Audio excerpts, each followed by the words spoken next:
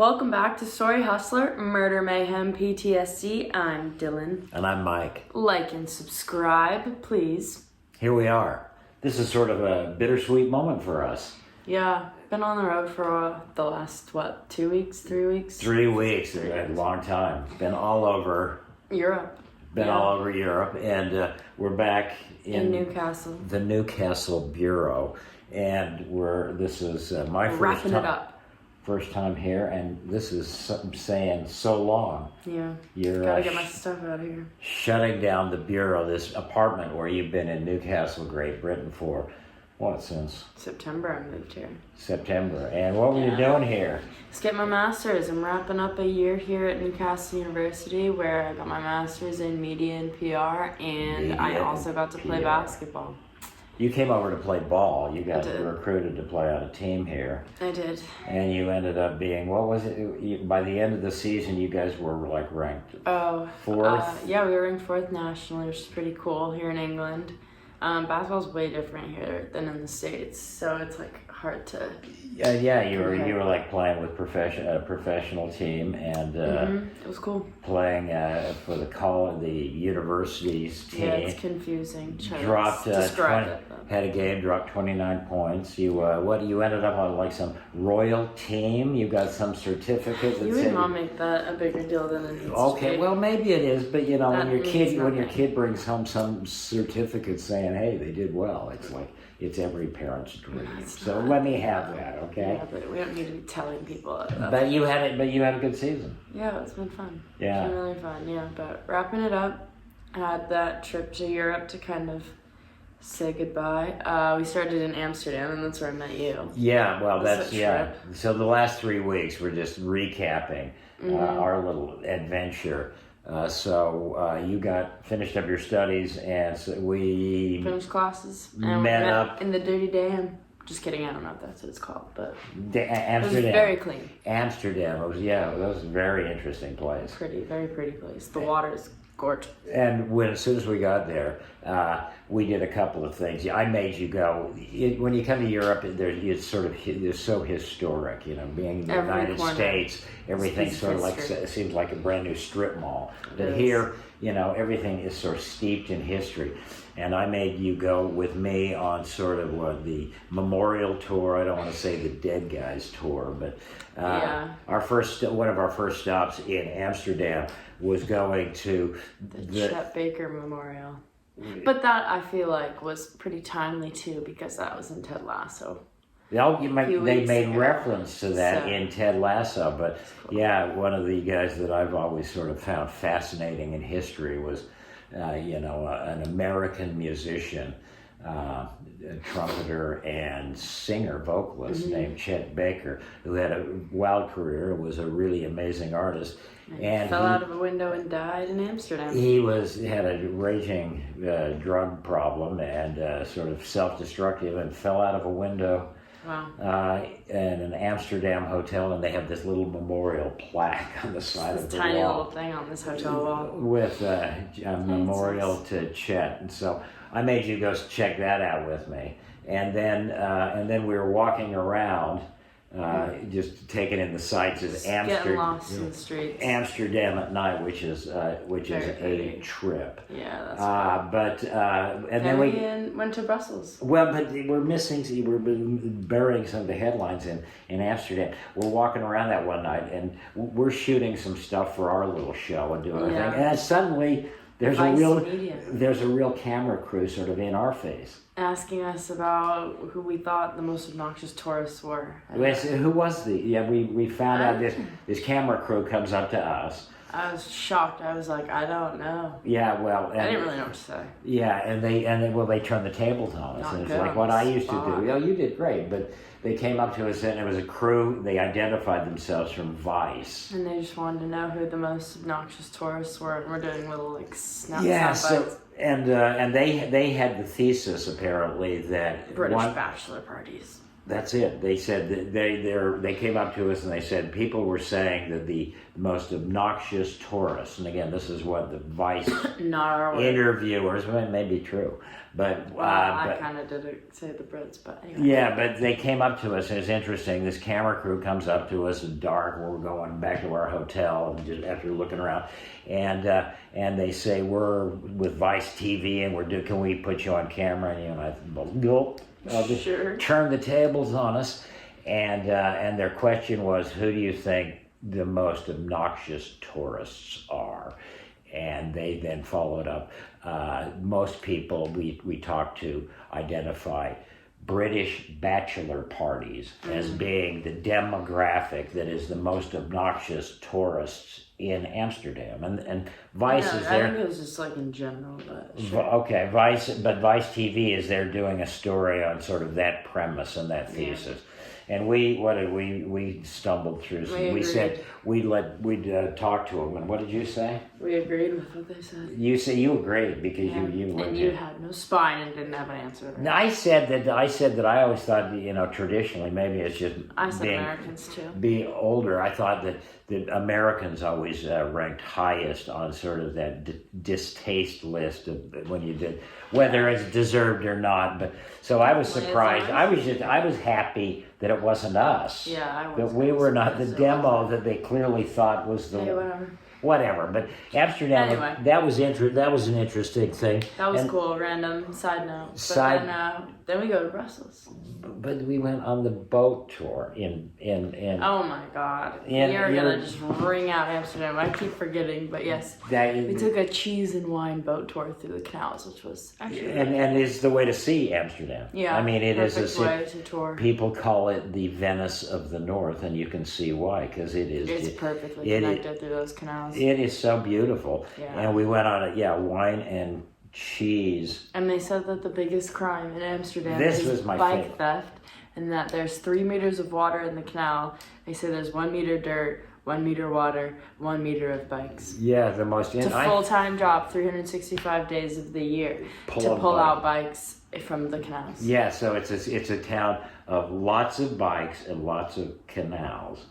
And on this tour, this was the most amusing factoid that I think came out in this.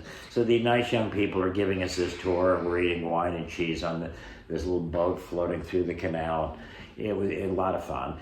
And they said, give you all kinds of details. And they said, do you know what the biggest crime in Amsterdam is? And who knows? We don't know. And they say bike theft. And then they said, do you know by who?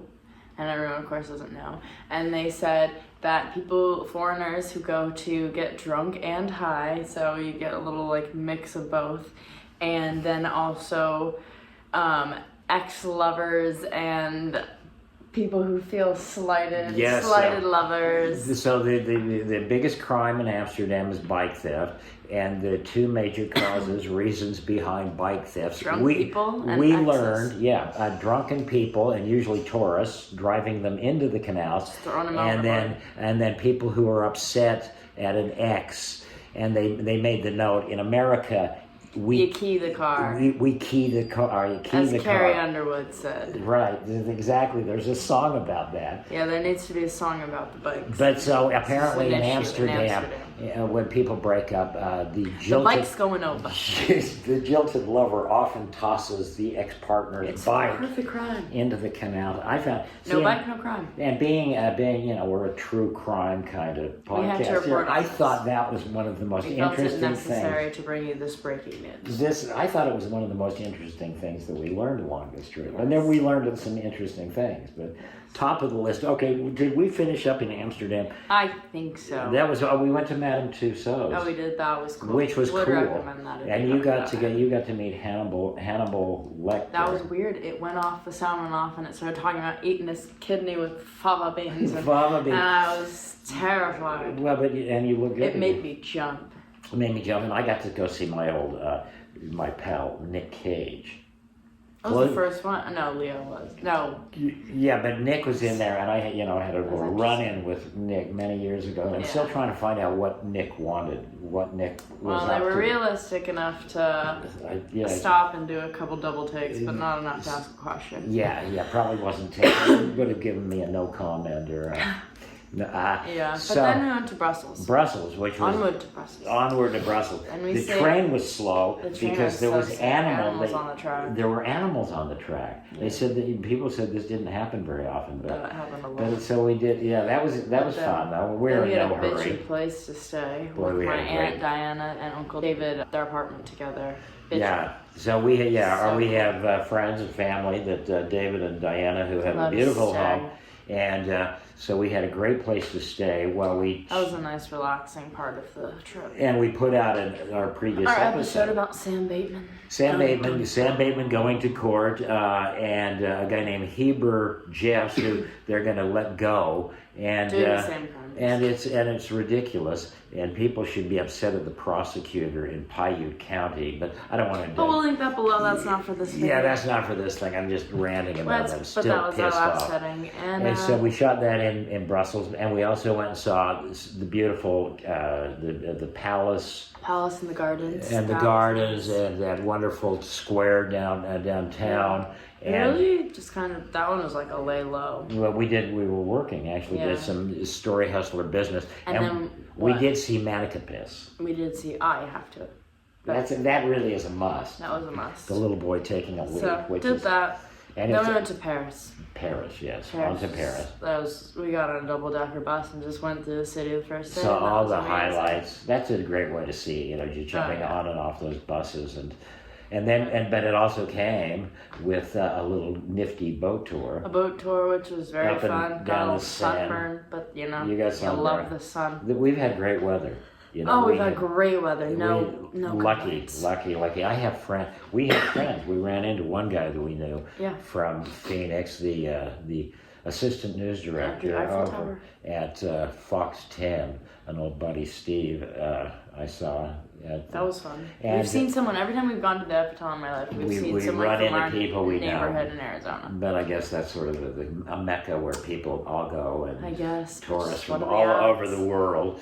So we're in Paris, and the first night we're there, we go into a little cafe, and there's 4 jazz musicians. Incredible. Doing, and I'm thinking, in the old days, people came to Paris to hear guys like Chet Baker and that kind of thing. And we sat down in this little restaurant. We got lucky enough. It was incredible. Had a great meal. So good. So good. Just right off the top, that was... good vibes for the trip. Yeah, and then the double-decker tour.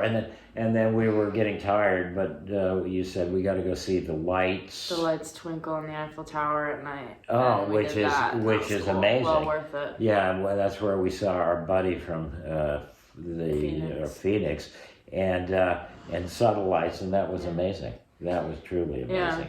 Oh, and then saw the Diana Tunnel. Yeah, and again, and the Jim Morrison Memorial. There was our other 2. Sort of memorial tour. Yeah. A salute to people who have passed. Crazy. Yeah, so it went our little Airbnb that we had in Paris was right near Jim Morrison. Right near the big cemetery where Morrison, and we got a couple of shots of that. That is a place just being an old rock and roller, that's a place I have wanted to go. Do a pilgrimage, and now I can check it off the bucket list, right? And then we went by several of the sites that I remember so well when we came over here to cover the death of Diana, the tunnel where it happened. And there is that flame in the shade. Statue that's basically become memorial. But it's the Lady Liberty flame. Yeah, it's a big flame, a golden flame on top of the statuary that was in the shape of the flame on the Statue of Liberty. But it's right above the tunnel in which Diana died. So it has become, in essence, the sort of center gathering memorial for her in Paris.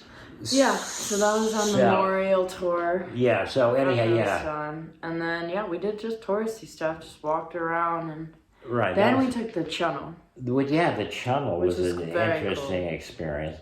I thought Very it would trippy be. to think about. I thought it was going to be much longer. I did too. Well, being underground at least, but you're not. You really you pop up a few times. Yeah, and well, it's a 2-hour ride from Paris to London.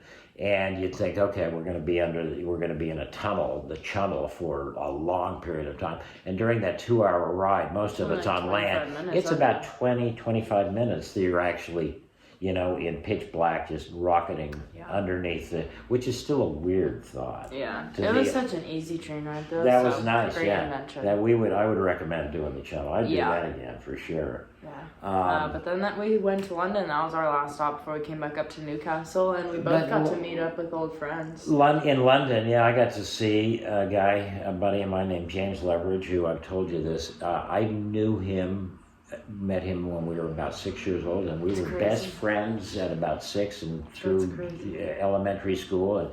And we're always friends, and we're still friends. Yeah, 60 years awesome. He lives here in Great Britain with his family and has for many years, and we got a chance to hook up and walk around and have dinner a couple of times. You got to hear some old bullshit stories from your father and his old friend. Yeah, no, it was cool. It was cool getting to meet someone from your past. Really deep past. And then and you had a couple of girlfriends that just happened to be cruising through London, so you hooked up with Keely and her sister Kira. So that was good. Yeah, no, it was a really good time. We just hung out. It was pretty casual. Right. Explored London. But I feel like we put in about 20 miles of walking every day. Oh, we did. We also saw Mamma Mia in London, the play. Which yeah. We got tickets. You got us tickets for Mamma Mia, which was great awesome. fun. Yeah. That's an exuberant musical. Oh my God, yeah, that was awesome. It was fun. But now we're back in Newcastle, tying up loose ends and bidding adieu to this chapter. Yeah, and closing down the Newcastle Bureau. But it's been fun to watch you. Congratulations on completing the coursework for your. I haven't yet. Still got the dissertation. You got a dissertation, but you've done well, and so I'm really proud of you. And then whatever, however you want to phrase your basketball career on the Royal team, you had a great run. It's been so much fun to watch. Definitely been a cool opportunity. Maybe some summer ball out in the lab in the East Valley this summer, huh? Yeah, we'll see what I've got going.